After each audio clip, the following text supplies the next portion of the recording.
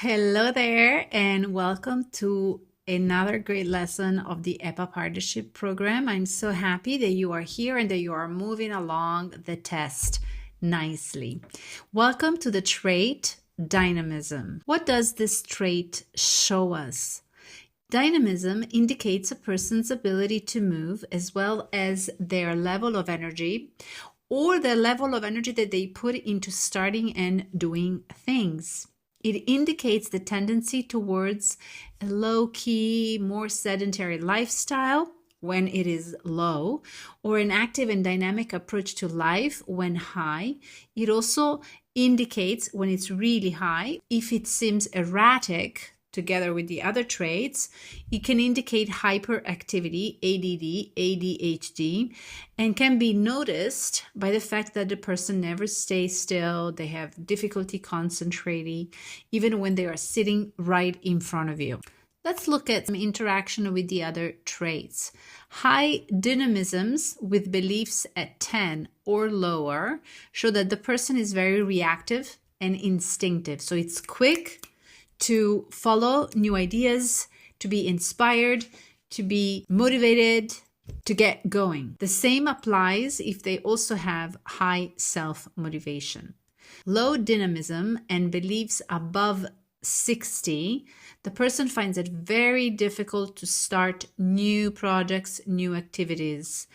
They're very slow in getting started, and they have a lot of cognitive or mental barriers to getting started. Also, this applies if the person has low self-motivation. When dynamism is much higher than determination, which is the next trait we will do in the next lesson, the person puts a lot of energy into doing many things but achieves fewer results than they set out to do. They waste energy because they are not focused on results. So they are really, really busy. They have a sense of running around and being so overwhelmed and not managing time. But at the end of the day, they don't have a lot finished and produced and concrete in their hands. So you may want to consider dynamism as the person's starter motor. What gets the person going? Its engine inside. This trait is particularly important and should be read in the context of change.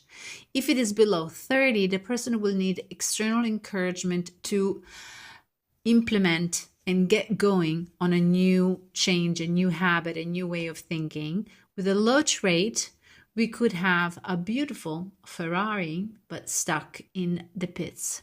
So we must really work on getting that mobility, that engine going. Here you have your beautiful scale. As you can see, anything from 50 or above shows you that you have your client or your person is very active and they get to work quickly and they go through the work quickly, and also they prefer to do things that keep them engaged and keep them busy. Also, a lot of people are between 30 and 40. That's okay too. It means that a person is active, maybe mentally active, but not physically active. So they might prefer routine work, desk work, but they might still be very dynamic mentally, emotionally, so reactive and dynamic. They might respond quickly, but they might prefer to have a low-key physical type of job, type of activity. Now, given that if you don't move, you lose, and sometimes in business, given that I'm a business coach and consultant, business sometimes has quick times. You miss opportunities if you don't act. You miss opportunities if you do not act on your thoughts.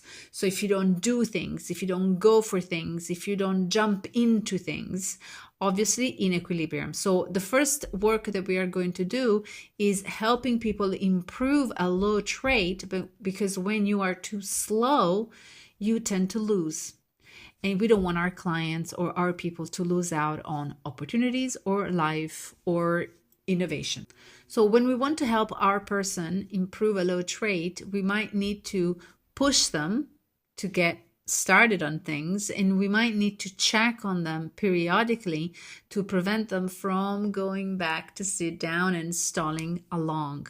We might want to use the list of open action cycles, the exercises that we have seen a few lessons back, to avoid starting more things that can be completed, because that will tend to slow them down even further as they will go into anxiety. We want to make sure to guide the person to focus on the activity to be done, and also to make sure that they are clear on the result that they're supposed to obtain. It never hurts to include some physical activity to boost energy levels, or to encourage them to do some active sports to get the juices going. On a deeper level, dynamism can be seen as a form of prayer with the body. When you move and do things, you say to the universe that we are ready, we are willing, we trust this action will carry meaning, we are open to receive. Even if the first step is small, sometimes we are still shifting energy. So our body, our actions become a bridge between what happens in our minds and what happens through our actions and what is embodied in our 3D reality. And that is a sacred passage.